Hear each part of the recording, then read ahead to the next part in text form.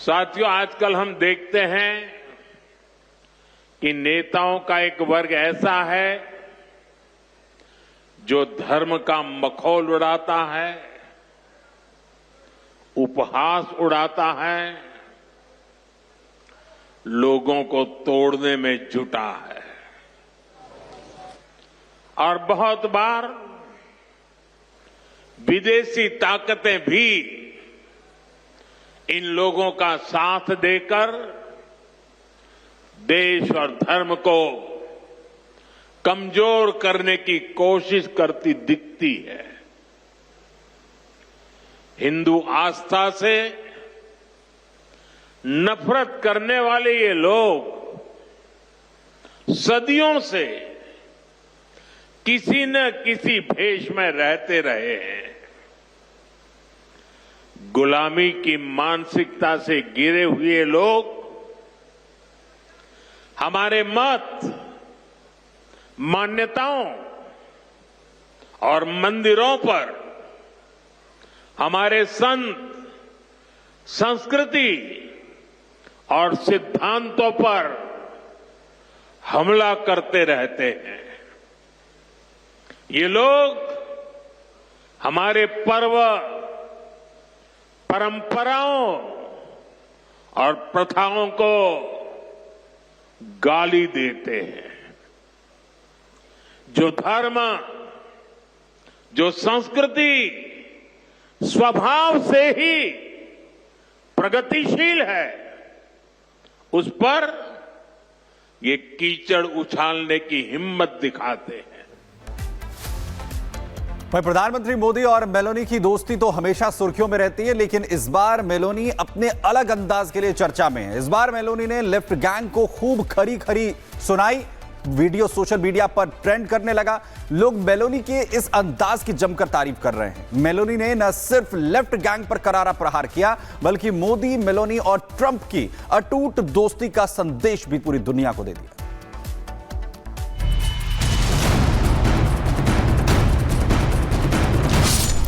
भारत विरोधियों को इटली से आया संदेश। षड्यंत्र रचने वालों को मेलोनी ने सुनाई खरी खरी। And that is why the left is nervous. And with Trump's victory, their irritation has turned into hysteria.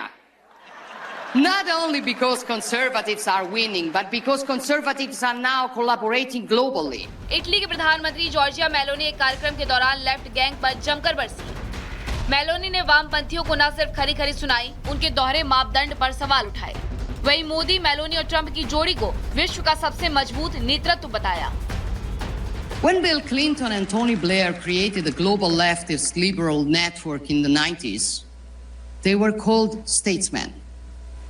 Today, when Trump, Meloni, Milei or maybe Modi talk, they are called a threat to democracy. This is the left's double standard. But we're used to it. We are used to it. Italy के प्रधानमंत्री ने कहा, left gang चाहे जितना झूठा प्रचार कर ले या चाहे कितने भी पैतरे चल ले, अब उनकी हर चाल से पर्दा उठ चुका है। जनता उनके हर झूठ को समझने लगी है। And the good news is, people no longer believe in their lies. Despite all the mud they throw at us, citizens keep voting for us. Giorgia Meloni Washington में आयोजित कंजर्वेटिव पॉलिटिकल एक्शन कॉन्फ्रेंस में video link के जरिए जुड़ी थी। इस दौरान Meloni वामपंथी विचारधारा पर खुलकर न सिर्फ बोली, बल्कि झूठ का प्रचार करने वालों को जमकर लताड़ लगाई। साथ ही उन्होंने दुनिया को एक बार फिर संदेश दे दिया कि मोदी, मेलोनी और ट्रंप की ये दोस्ती अटूट है और विश्व के विकास के लिए बहुत जरूरी भी है। Bureau report, Republic Bharat. Prayagraj Mahakumbh के लिए आज का दिन काफी अहम है, क्योंकि आज का रविवार महाकुंभ का आखिरी रविवार है। ऐसे में महाकुंभ में आस्था का सैलाब उमड़ पड़ा है। भारी संख्या में लोग संगम में स्नान के लिए पहुंच रहे हैं, तो दूसरी तरफ महाशिवरात्रि में होने वाले अंतिम महास्नान की तैयारियां भी शुरू हो गई हैं।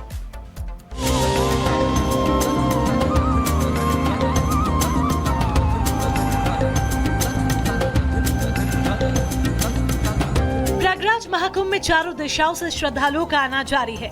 मनोकामना एक ही कि पवित्र संगम में जाकर आस्था की डुबकी लगाएं। और जब महाकुंभ अंतिम पड़ाव में हो तो आस्था का सैलाब अपने चरम पर पहुंच जाता है। महाकुंभ जो है वो समापन की ओर अग्रसर हो रहा है, कुछ ही दिन शेष रह गए हैं, लेकिन यहाँ पर जो श्रद्धालु पहुंच रहे हैं उनकी संख्या ऐसा देखकर लगता नहीं है कि यहाँ पर जो महाकुंभ है वो समापन की ओर आगे बढ़ रहा है, क्योंकि जो तांता यहाँ पर श्रद्धालुओं का घाटों पर लगा हुआ है ये लगातार हम दिखा रहे हैं। 60 करोड़ के पार ये आंकड़ा पहले ही जा चुका है और अब भी आप देखिए घाटों की जो तस्वीर है यहाँ पर वैसे ही जस के तस नजर आ रही है और यहाँ पर श्रद्धालुओं का, भक्तों का आने का जो सिलसिला है वो अभी भी जारी है।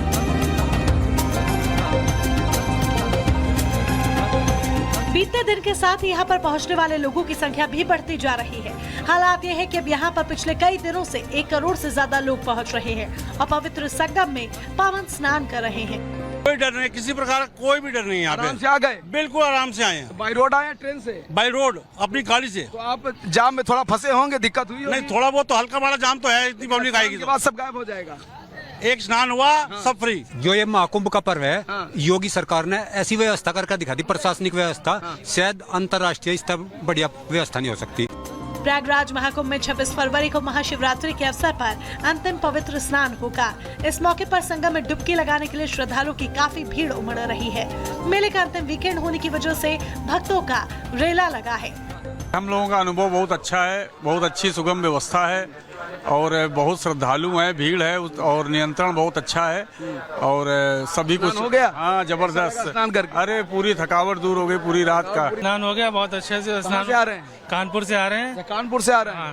पैदल खूब चलना पड़ा? हाँ, पैदल चलना पड़ा, पर कोई बात नहीं, सरकार के हिसाब से बहुत बढ़िया काम। हर हर गंगे के बाद सब हाँ, सारी थकान दूर हो गई। लोग कई किलोमीटर तक पैदल चल रहे हैं। सड़कों पर लंबा जाम है, रूट डाइवर्ट कर दिए गए हैं।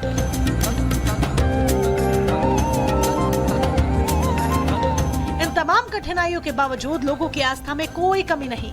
लोगों की श्रद्धा और आस्था का ध्यान रखते हुए तमाम प्रबंध किए गए हैं। लोगों के संगम में स्नान का आंकड़ा 60 करोड़ के पार हो चुका है। अभी हर रोज 1 करोड़ से ज्यादा श्रद्धालु महाकुंभ पहुंच रहे हैं। ये भीड़ महाशिवरात्रि तक ऐसे ही जुटेगी। लोगों की संख्या 65 करोड़ तक पहुंचने का अनुमान है। महास्नान पर ज्यादा भीड़ जुटने पर यह आंकड़ा 70 करोड़ के पार भी पहुंच सकता है। कहा जा रहा है कि 26 फरवरी तक यानी महाशिवरात्रि तक यह आंकड़ा 65 करोड़ के ऊपर चला जाएगा। कहीं न कहीं इतना बड़ा जो आयोजन है, धरती के किसी भी क्षेत्र पर, किसी भी स्थान पर इतना बड़ा सांस्कृतिक धार्मिक आयोजन अब तक नहीं हुआ है जो प्रयागराज महाकुंभ में हुआ है। आप देख सकते हैं कि किस तरह से यहाँ पर भक्तों का जो मेला है वो दिखाई दे रहा है। भक्त लगातार यहाँ पर चले आ रहे हैं, चारों दिशाओं से, देश के सभी राज्यों से, कोने कोने से लोग यहाँ पर आ रहे हैं।